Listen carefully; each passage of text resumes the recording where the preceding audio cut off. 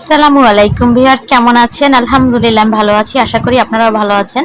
আজকে আমি একটি নতুন রেসিপি নিয়ে এসেছি, কাঁঠালের কাবাব। এটা আমি কখনো বানাইনি, এই প্রথম, তো সেটা আমি আপনাদের সাথে শেয়ার করলাম। তো সেজন্য বাসায় একটু ট্রাই করলাম, যেহেতু কাঁচা কাঁঠাল ছিল বাসায়। তো সেজন্য আমি কাঁঠাল ছোট ছোট করে কেটে এর আগে রেখে দিয়েছিলাম, তো সেটাই এখন আবার প্রেসার কুকারে সিদ্ধ করে নিয়েছি। আর আমি এখন কিছু গোলমরিচ বেটে নিচ্ছি।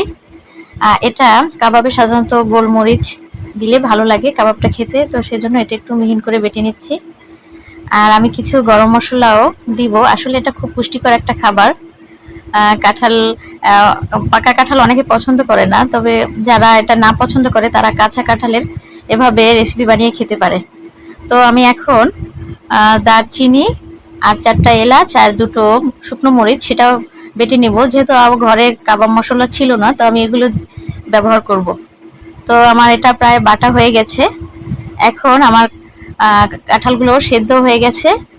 এখন আমি সব মশলা এতে মাখাবো। তো এটা হচ্ছে সেই গরম মশলা বাটা, ধনিয়া গুঁড়ো, হলুদ গুঁড়ো, রসুন বাটা, কিছু কাঁচা পেঁয়াজ, জিরা গুঁড়ো, মরিচ গুঁড়ো এবং লবণ পরিমাণ মতো, এবং আদা বাটা, সেটা এর সাথে মিশিয়ে নিতে হবে ভালো মতো। এরপরে আমি এর সাথে কিছু বুটের ডাল দিলে ভালো হতো, তো ঘরে ছিল না, সেজন্য আর আমি এটা দিতে পারলাম না। আর সেজন্য তার পরিবর্তে আমি বেসন ব্যবহার করব। তো এখন আমি সেই কিছু গোলমরিচ দিয়ে দিলাম, যেহেতু বাচ্চারা ঝাল খেতে পারে না, তো আমার বুঝিয়ে দিয়ে দিল, এতে কাঁচামরিচও দেওয়া যায়। তো আমি এখন বেসনটা দিয়ে দিলাম, এটা ভালো মতো মেখে নিচ্ছি। আর আমি আরেকটা জিনিস দিয়েছি, সেটা পেঁয়াজ বেরেস্তা। কিছু পেঁয়াজ বেরেস্তা এর ভিতরে দিলে কাবাবের গ্রানটা খুব ভালো আসে। তো আমি এখন পেঁয়াজ বেরেস্তাটা দিয়ে দিচ্ছি। এখন সব কিছু একসাথে ভালো মতো মাখিয়ে নিচ্ছি। আর এখন এটা একটা গোল গোল শেপ করে ভেজে নিতে হবে কাবাবের মতো। আমার কিছুটা লবণ লাগতো, তো আমি সেই জন্য এটা দিয়ে নিলাম। তো এই যে এভাবে চ্যাপটা চ্যাপটা গোল গোল করে বানানো হয়ে গেছে। তো আমি এখন এগুলো ভেজে নেব। আর এতে বেশি তেলও লাগবে না, অল্প তেলেই ভাজা যায়।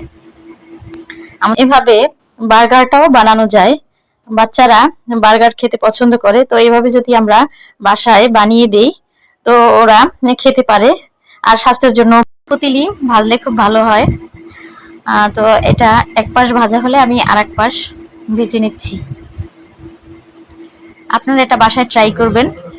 আমার ভালো লাগলে একটা গঠনমূলক কমেন্ট করবেন এবং এটা শেয়ার করে দিবেন, অন্য সবাই যেন দেখতে পারে। তো আমার এই যে ভাজা হয়ে গেছে এবং খেতেও খুব সুস্বাদু হয়েছে। তো আজকে এ পর্যন্ত। আল্লাহ হাফিজ, ভালো থাকবেন, সুস্থ